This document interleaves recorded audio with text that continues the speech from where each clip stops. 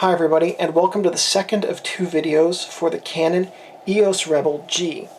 The first thing we're going to do here is we're going to talk about, we're going to load film, and then we're going to look at the exposure modes, because this camera has a number of exposure modes, and some of them might be overkill for an entry-level camera. And then we'll go through the LCD functions. That's the main part of what we're going to do. We're going to look at what some of the different buttons on this camera do, because really there are a lot of buttons on this camera. So I'm going to load the film first. Push up on the back release on the side. The film gets loaded like that. So what you do is you hold the film tab in your hand. Put the film in at an angle. Rotate. Pull it forward a bit.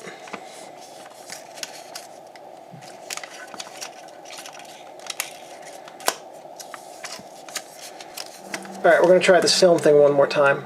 The problem was that the other roll had too much curl in it, and I fixed the problem, and then I proceeded to take up all the film, and then I rewound it and rewound the film back into the cassette. Oops. So anyway, all you need to do is set the film in there like this. Make sure that the cassette's properly seated.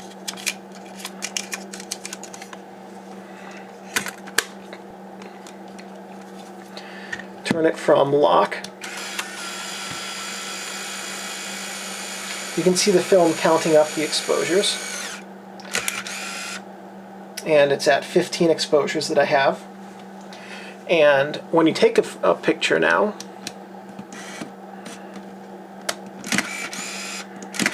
see it counts down.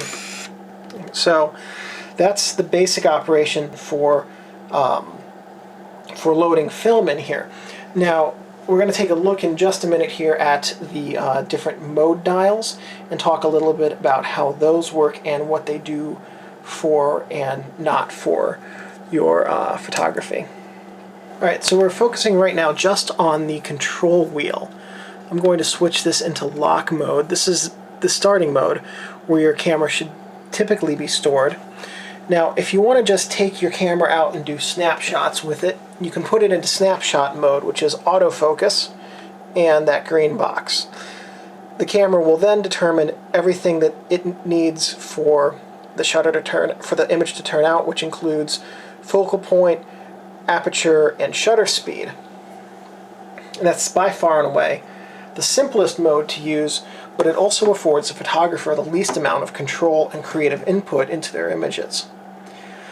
Now, turning counterclockwise after that, we have 5 modes, which collectively are called the Programmed Image Control modes, and that's PIC modes for short. We have the face here is portrait, mountain with a cloud, or perhaps the mountain with a smoke from a volcano, you never know, is a landscape. Picture of the flower is for close-ups, not macros, but close-ups. If you have a macro lens, I imagine it probably works. The guy kick-punching the air right there is for sports, and the reversed-out person with a star on their head because they just got hit on the noggin with a hammer, that's for night shots. Then, going the other direction, we have P, which is program mode, and there are various ways to program this camera, and it can hold 5, I believe it's 5 additional program functions that you can use to customize shooting for different situations. TV is shutter priority mode, meaning that you set the shutter speed with the wheel on the other side, and then it will determine what aperture is needed. AV is aperture priority mode, which means you use the wheel on the other side to set the aperture, and then the camera determines what shutter speed is needed. M is full manual, and in full manual you use the wheel to set the aperture and the shutter speed. And when we get over to the well, let's just do the other side right now. I'll show you how to do this in full manual. If you don't push any other buttons, the wheel adjusts the shutter speed. But if you hold down the asterisk back here, if you hold down the AV button, the wheel adjusts the shutter, or the aperture rather. Shutter speed, aperture. And then you can see there's this little blinking light down here. What that's telling me is that I have way too little light coming in. And so the exposure compensation meter becomes your light meter. If I remove the lens cap, I still have way too little light until we start going down here. And now you can see the dots moving around telling you that you're properly exposed, underexposed, overexposed, and so forth. And I believe that the numbers that are typically used for exposure compensation indicate the amount that you are over or underexposed when you're using manual mode.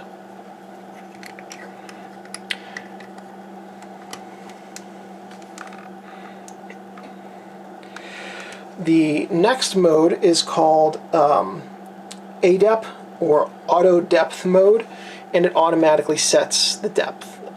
Honestly, that mode's a mystery to me. I have no idea what it does or how to use it. Sorry. This is the ISO. This allows you to automatically set the ISO. Now, there's no setting specifically for DX on the LCD screen, but this allows you to override it or set the ISO when using film that doesn't have a DX code on it. And then lastly, we've got the film rewind button. And if you have this here and then you hold this down for about 2 seconds, it will rewind your film midway, but it will rewind the entire cassette into your camera, and you will lose any unused shots on it.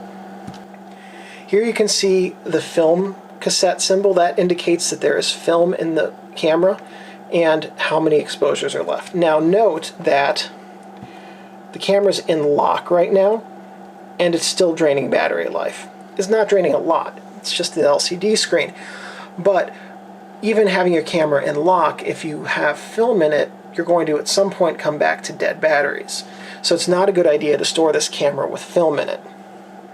Here we have, I'm going to switch to manual mode right now, and I've just hit the autofocus select button. Now you can see everything else has gone away except for the autofocus indicator.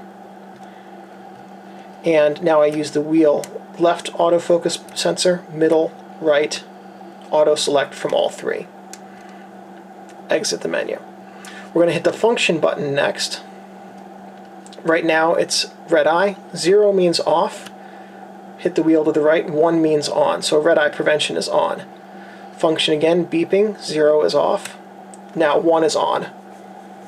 And the beeping is for things like over or under exposure, maybe even the self timer, I'm not sure. Go back into here. This is for multiple exposures, and what you're going to do with this is set up to 9 multiple exposures. And what that means is when you take the pictures, you just have to hold this down and it will take frames at a rate of 1 per second until you've had 9.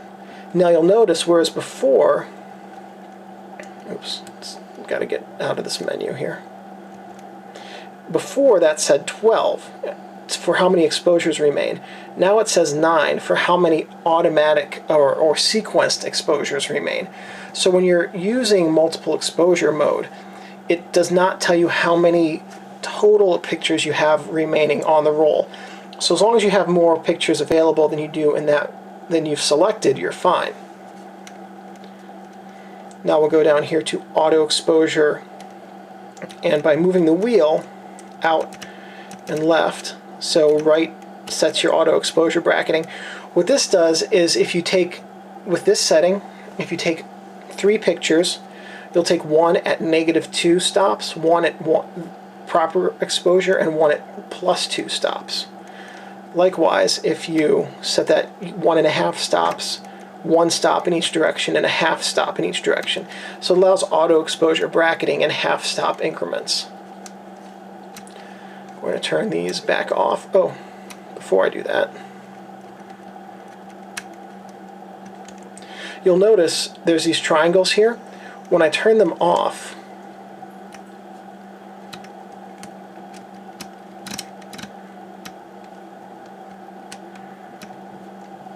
the triangles disappear. So the triangles are only there to indicate that, yes, you have selected one of those modes. Some basic things: we have the battery indicator letting you know how much battery life is left. Shutter speed, right now 1/10 of a second. Aperture, f/19. So it's a manual mode. That's not what it's actually metering right now, but that's what it would take if I were to take a picture right now with it. And so in manual mode, like we showed you, adjusting the wheel sets the shutter. Holding down the wheel with the AV compensation adjusts the aperture. If we go over to aperture priority mode, the wheel only adjusts the aperture and you have no control over what shutter speed is used, so there's no shutter indicator. In shutter priority mode, you have control only over the shutter speed and none over the aperture, so there's only a shutter speed indicator there as well. In program mode, you can somehow switch between programs. Haven't really figured out how to do that, but I don't shoot in program mode, so it's a completely foreign concept to me and not one I'm hugely interested in, to be honest. Your autofocus, manual focus are on the lens. So there's your AF, MF dial, so it's manual focus and autofocus. If there's image stabilization, it's built into the lens, not built into the camera. And so some lenses will have that and some of them will not. And then the pick modes, back to those really quickly, what they do is they just have a set of presets to optimize that type of photography. Then, what was it next? Oh yeah, battery changing. So next thing we're going to do is change the battery.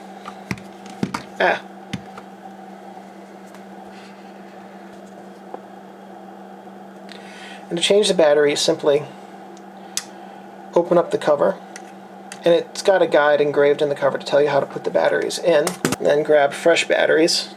In this case, they're actually the same. And pop in the new batteries, flip the door shut, and it just clips itself in place. There we go. So in the last video, I showed you that the flash works, and in manual mode, you can cause the flash to come up at will. Another way to do it is I'm going to go into night mode.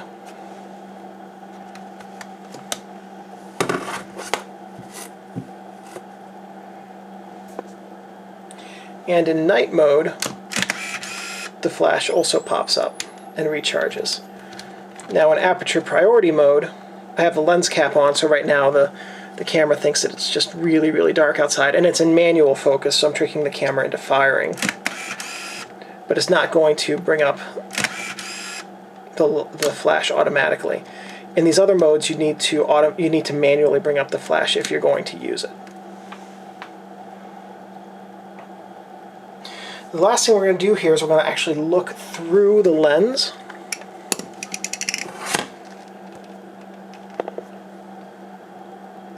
This is always tricky to line up at first. There we go. So you can see in the lens there that there's a circle in the middle, which is a prism focusing area, and then a larger outer circle, which is your center-weighted averaging guide, and then 3 boxes, which represent your AF focal points. Down at the bottom, there you can see the in-viewfinder LCD display, which tells you shutter speed, aperture, how many and which autofocus points you're using, as well as any exposure compensation or whether or not you are properly metered, depending on which mode you're in. For manual, that would say you're properly metered or not. And for the other modes, since it takes care of the shutter and aperture combinations to meter properly, it will tell you whether or not you're doing auto bracketing. And other than that, the viewfinder is really wide open and simple and clean. It's a pretty nicely laid out viewfinder, in all honesty. So that is the Canon EOS Rebel G. If you have any questions or comments, please leave them in the section below. If this video was helpful to you, please leave me a thumbs up. That lets me know I'm on the right track. You can also subscribe by using the subscribe button below, and you'll know when I have more videos that are coming out. I have some more Canon videos coming out, in fact. And at some point in the next few months, I'm going to do a video for the Canon RT. And actually, that's the only other one I have planned. At any rate, oh, and the Canon F1. I have an F1 that I'm going to do a video on as well. Then, oh,